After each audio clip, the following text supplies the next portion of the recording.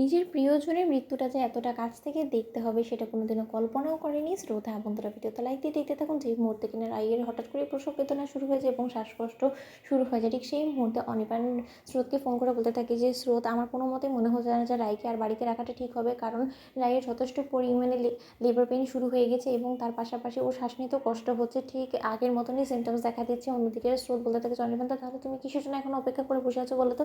যত শীঘ্রই সম্ভব তুমি প্লিজ রায় দিদিভাইকে হসপিটালে নিয়ে যাওয়ার ব্যবস্থা করো। ঠিক সেই মুহূর্তে হসপিটালে নেওয়া মাত্র যখন রায়ের বৌমনি থেকে শুরু করে স্রোত, সার্থক, বিক্রম সকলে একসঙ্গে রায়ের জন্য অপেক্ষা করতে থাকে। অন্যদিকে রায়কে স্ট্রেচারে শুয়ে যখন অপারেশন থিয়েটারের দিকে নিয়ে যাওয়া হচ্ছে, ঠিক সেই মুহূর্তে রায় হঠাৎ করে নার্সকে বলে উঠেছে, নার্স একটা মিনিট আমাকে একটু সময় দিন, আমার শেষ কয়টা কথা বলার আছে আমার পরিবারের সকলকে।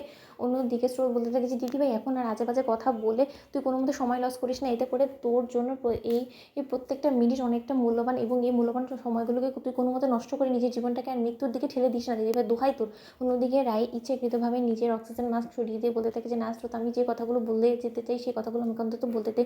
স্রোত শোন, তোর আমার অবর্তমানে তোর উপরে কিন্তু গোটা পরিবারের দায়িত্ব এবং দাদাভাই তো পাশাপাশি আছেই, দাদাভাইয়ের উপরে আমার সম্পূর্ণভাবে ভরসা আছে, কিন্তু তাও তুই ছোটো মানুষ, তোর উপরে কিছুটা দায়িত্ব আমি দিয়ে গেলাম। তুই বলতে পারিস যে দিদিভাই অনেকটা স্বার্থপর হয়ে গেলো, কিন্তু তা সত্ত্বেও এই স্বার্থপরতাটা আমাকে অন্তত এই পরিস্থিতিতে করতে হচ্ছে। যদি আমি বেঁচে ফিরি তাহলে তো হলোই, আমি যেরকমটা সকলকে দেখছিলাম ঠিক সেরকমভাবেই দেখবো, উল্টো দায়িত্ব একটু বেড়ে যাবে। কিন্তু আর যদি বেঁচে না ফিরতে পারি তাহলে প্লিজ তুই আমার পরিবারের সকলকে আগলে রাখিস। এবং অনির্বাণ, তোমাকেও বলে যাচ্ছি, তুমি প্লিজ তোমার জীবনটাকে আর থামিয়ে রেখো না, তুমি এগিয়ে যেও এবং আমার সন্তানের সম্পূর্ণ দায়িত্ব তুমি বরঞ্চ আমার মাকে বুঝিয়ে দিও এবং তুমি নতুন করে নিজের সংসারটাকে গুছিয়ে নেওয়ার কথা ভেবো। আমার জন্য তুমি নিজে কোনো মতেই পিছিয়ে থেকো না, নিজের জীবনটাকে নষ্টের দিকে ঠেলে দিও না। অন্যদিকে অনির্বাণ বলতে থাকে যে রাই, অনেক হয়েছে, অনেকক্ষণ ধরে তোমার আজে বাজে কথাগুলো সহ্য করে যাচ্ছি, আর একটা কথাও যদি তুমি বলো তাহলে কিন্তু আমার থেকে খারাপ কেউ হবে না, আমি এক্ষুনি হসপিটাল থেকে বেরিয়ে যাবো। তুমি নিশ্চয়ই চাও না যে তোমার ওঠির আগে আমি কোনো মতে হসপিটাল থেকে বেরিয়ে যাই। তাহলে যদি তুমি লক্ষ্মী মেয়ের মতন চুপ করে না থাকতে পারো তাহলে প্লিজ তুমি আমার সঙ্গে এরকম কথা একদম বলবে না, আমি কিন্তু আর সহ্য করতে পারছি না। অন্যদিকে ডক্টর সুভদ্রা বলতে থাকে যে এখানে কিসের এত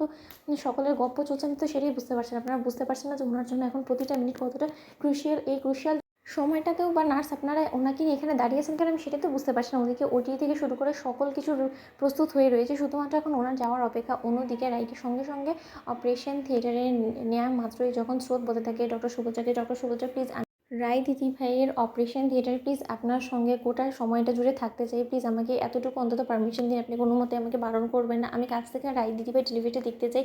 অন্যদিকে ডক্টর সুভদ্রা বলতে থাকে যে ঠিক আছে, আপনিও শুনেছি একজন ডক্টর এবং আপনি যখন এতটা ফোর্স করছেন আমাকে, তাহলে অবশ্যই আমি আপনাকে পারমিশন দিলাম, আপনি চাইলে আমার সঙ্গে আসতে পারেন, কিন্তু তার আগে আপনাকে যে সকল রুলসগুলো মানার আছে সেই সকল রুলসগুলো আপনি মেনটেন করে তারপরে এখানে ঢুকবেন, এর আগে নয়। ঠিক সেই মুহূর্তে সাথে বলতে থাকে যে স্রোত, অল দ্য বেস্ট। তো বন্ধুরা, লাইক এবং শেয়ার করে সাবস্ক্রাইব করতে ভুলো না।